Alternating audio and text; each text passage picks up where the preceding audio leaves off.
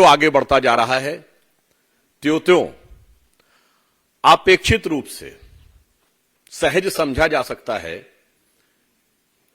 कि जनता के अंदर अपना विरोध और प्रधानमंत्री श्री नरेंद्र मोदी जी के नेतृत्व के प्रति निरंतर बढ़ते समर्थन और स्नेह को देखते हुए हमारे विपक्षी दल और मुख्य रूप से कांग्रेस पार्टी ऐसा प्रतीत होता है कि अपना मानसिक संतुलन खो बैठे हैं।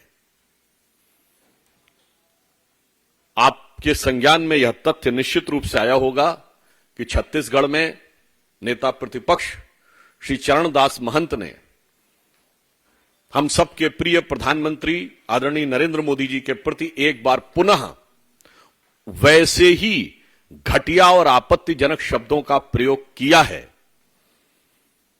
जो निरंतर कांग्रेस कहती चली आ रही है। प्रधानमंत्री जी के प्रति जो ईर्ष्या है, जो द्वेष है, जो कम होने का एहसास है, उसके कारण से ऐसे बयान निश्चित रूप से भारत की राजनीति के लिए एक बहुत दुखद संकेत है। बताइए, उन्होंने ये कहा कि मोदी जी के से मुकाबला करने के लिए एक ऐसा व्यक्ति चाहिए जो लाठी मारकर उनका सर फोड़ सके। मैं पूछना चाहता हूं, ये मोहब्बत की दुकान से कौन कौन से फरमान हैं? ये कांग्रेस पार्टी तो अपने को गांधी की परंपरा का उत्तराधिकारी स्वघोषित होने का, one and exclusive copyright holder होने का दावा करती है, तो क्या गांधी जी लाठी इसीलिए रखते थे? और इतना ही नहीं है, यह कोई सहज रूप में उनके मुंह से निकला हुआ कोई फिसला हुआ शब्द नहीं है। उसके बाद के कई वाक्यों में निरंतर उसका एक्सप्लेनेशन, उसकी व्याख्या की गई है। और यह आज से नहीं चल रहा है। मान्यवर, मैं याद दिलाना चाहता हूं कि 2014 के चुनाव में आज के कांग्रेस के सहारनपुर के प्रत्याशी इमरान मसूद ने कहा था कि मोदी जी की बोटी बोटी कर डालूंगा, वहां से लेके सर फोड़ने तक। मैं पूछना चाहता हूं कांग्रेस पार्टी से कि कितने निम्न स्तर तक आप जाने के लिए तैयार हैं? कोई बात नहीं, जनता मोदी जी को समर्थन और प्रेम देकर उतने ही उच्च स्तर तक ले जाने के लिए तैयार है। और प्रधानमंत्री जी देश के सभी वर्गों के लिए जिस प्रकार से उनको किस ऊंचाई पर ले जाने के लिए तैयार हैं और ये किस नीचाई पर ले जाने के लिए तैयार हैं, इसका भी एक अन्य उदाहरण है। आपने कांग्रेस के वरिष्ठ नेता रणदीप सुरजेवाला जी का भी वह बयान सुना होगा जिसमें वो हमारी पार्टी की वरिष्ठ सांसद हेमा मालिनी जी के लिए किस प्रकार के आपत्तिजनक, अशोभनीय और अभद्र शब्द का प्रयोग कर रहे हैं, जिसे किसी औपचारिक मंच से बोलना भी संभव नहीं है। यह भारत की राजनीति में कांग्रेस पार्टी के द्वारा महिलाओं के प्रति अवमानना की एक नई निम्नता है। This is a new low to disrespect and demean the dignity of women in the Indian politics by the Congress party. एक तरफ हमारे प्रधानमंत्री श्री नरेंद्र मोदी जी हैं, जिन्होंने महिला सम्मान को किस ऊंचाई तक पहुंचाया है कि भारत यदि चांद के अछूते कोने दक्षिणी ध्रुव को छूने वाला दुनिया का पहला देश बना, तो प्रधानमंत्री जी ने उस पॉइंट का नाम पॉइंट शिव शक्ति रखा। और आपको ध्यान हो, ये कहते समय उन्होंने कहा भी था कि इस अभियान में जो महिला वैज्ञानिकों ने योगदान दिया है, इसलिए हम शिव और शक्ति दोनों की आराधना कर रहे हैं। वो इस ऊंचाई तक ले जाते हैं महिलाओं के सम्मान को, और कांग्रेस इस निम्नता तक ली जाती है जिसे प्रेस कॉन्फ्रेंस में औपचारिक रूप से बोलना भी उचित नहीं होता है। हमारी शब्दावली है नारी शक्ति वंदन अधिनियम। हमने महिला आरक्षण बिल नहीं कहा, और उनकी शब्दावली है ये। और मैं ये भी कहना चाहता हूं कि इसमें विषय सिर्फ रणदीप सुरजेवाला जी का नहीं है, यह विषय कांग्रेस पार्टी की एक व्यवस्थित और कुत्सित मानसिकता का है। महिलाओं के प्रति एक व्यवस्थित और कुत्सित मानसिकता का है। This is not just a mere and isolated statement by a Congress leader, but a structured and well thought of dastardly mindset of the Congress party regarding the dignity of the woman. मात्र कुछ दिन पहले की तो बात है, जब कांग्रेस के सोशल मीडिया की जो चीफ हैं, उनके ऑफिशियल ट्विटर हैंडल से, यानी कांग्रेस के औपचारिक ट्विटर हैंडल से किस प्रकार का अभद्र शब्द, और जिसने मंडी की पवित्र भूमि के बारे में इस ढंग का भाव लिखा, वो आया। और मजे की बात है, आज तक कोई कांग्रेस उसे खोज नहीं पाया। तमाम चीजें खोज खोज के भाषण दे रहे हैं, आज तक नहीं पता लगा पाए कि उनके यहां से ट्वीट किसने किया था। आपने देखा था अभी कुछ दिन पहले राहुल गांधी जी ने ऐश्वर्या राय बच्चन जी के लिए किस प्रकार के शब्दों का प्रयोग किया था। यहां मैं यह भी कहना चाहता हूं कि कांग्रेस को यह भी ध्यान रखना चाहिए कि हेमा मालिनी जी आयु में श्रीमती सोनिया गांधी जी की आयु वर्ग के समकक्ष है। क्या अपने से इतनी बड़ी महिला के लिए ऐसे शब्द का प्रयोग करना उचित है? हेमा मालिनी जी स्वतंत्र भारत के बाद के समय में जो सेल्फ मेड महिलाएं हैं, यानी आत्मनिर्भरता के द्वारा, अपने प्रयास के द्वारा स्थापित होकर राष्ट्रीय स्तर पर एक पहचान बनाने वाली महिलाओं की जो एक शक्ति है, वो उसकी प्रतीक है।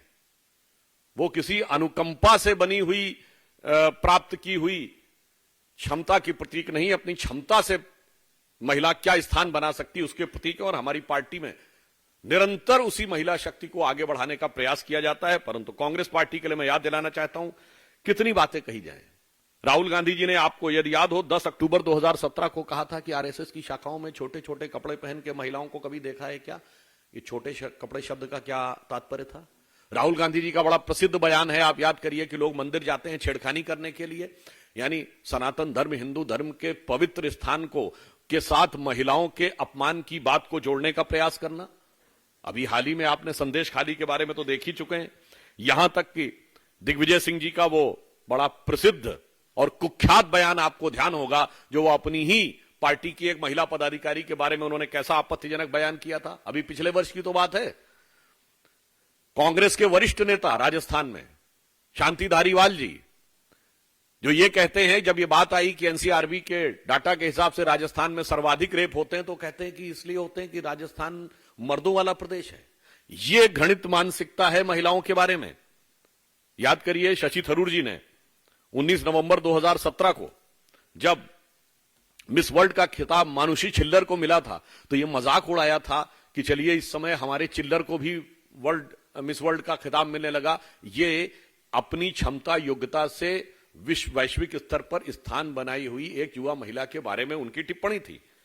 श्री प्रकाश जायसवाल जी का वो बयान, बहुत पुराना बयान, जो उन्होंने महिलाओं के बारे में और नई शादी और पुरानी शादी के बारे में बोला था, यह दर्शाता है कि सोच क्या है महिलाओं के बारे में। सिद्धारमैया जी, जो अभी वर्तमान में मुख्यमंत्री हैं, हम सबको वो घटना याद है जिसमें कि उन्होंने एक महिला की चुन्नी खींचते हुए वो दृश्य दिखाई पड़ा था। आप सबको याद होगा 15 अप्रैल 2018 को जब कांग्रेस पार्टी की तरफ से प्रदर्शन हो रहा था इंडिया गेट पे कठुआ की घटना को लेकर, तब कांग्रेस की महिला कार्यकर्ताओं ने पार्टी को लिखित शिकायत की थी कि उनकी पार्टी के कार्यकर्ताओं ने महिला कार्यकर्ताओं के साथ अभद्रता की। यह कांग्रेस की मानसिकता, इसीलिए मैंने कहा यह व्यवस्थित और कुत्सित मानसिकता है। महिलाओं के प्रति अभद्रता इनके मन मस्तिष्क में भरी हुई है। याद करिए रेणुका चौधरी जी का बयान, उन्होंने कहा था रेप तो होते रहते हैं। मतलब इतनी बड़ी घटना जो किसी महिला के लिए पूरे जीवन का सबसे बड़ा आघात हो, उसके बारे में इस प्रकार का प्रमाण बोलना। 25 जून 2018 को छत्तीसगढ़ में एनएसयूआई की एक कार्यकर्ता ने एनएसयूआई के तत्कालीन अध्यक्ष के ऊपर आरोप लगाया कि उन्होंने उनके साथ अभद्रता और यौन शोषण करने का प्रयास किया। राहुल गांधी जी की मौजूदगी में 13 अप्रैल 2018 को एक महिला पत्रकार के साथ जो कुछ हुआ, एक बड़े चैनल की महिला पत्रकार के साथ, वो सब आपको पता होगा। और इतना ही नहीं, अभी कुछ पिछले ही साल की तो बात है, याद करिए इंडिया गेट के एक प्रदर्शन में प्रियंका गांधी जी की उपस्थिति में प्रियंका गांधी जी के साथ भी अभद्रता की खबरें आई थी। तो आप सोच लीजिए कि इन लोगों की मानसिकता किस प्रकार की रहती है।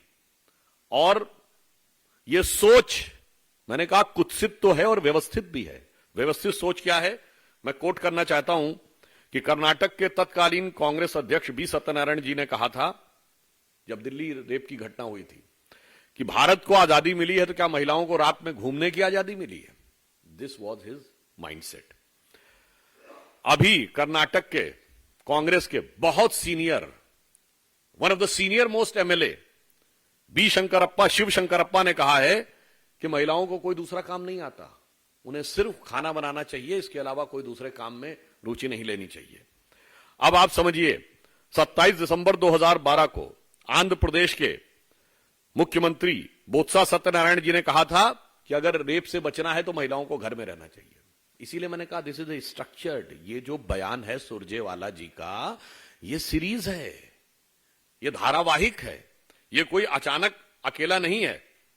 फिर आपको याद हो, हरियाणा प्रदेश कांग्रेस पार्टी के प्रवक्ता ने कहा था कि 90% जो बलात्कार के मामले होते हैं वो तो आम सहमति से होते हैं। चलो, वो तो प्रवक्ता था। राजस्थान के मुख्यमंत्री के रूप में अशोक गहलोत जी ने आंकड़ा देते हुए कहा कि 57% केस फर्जी होते हैं बलात्कार के।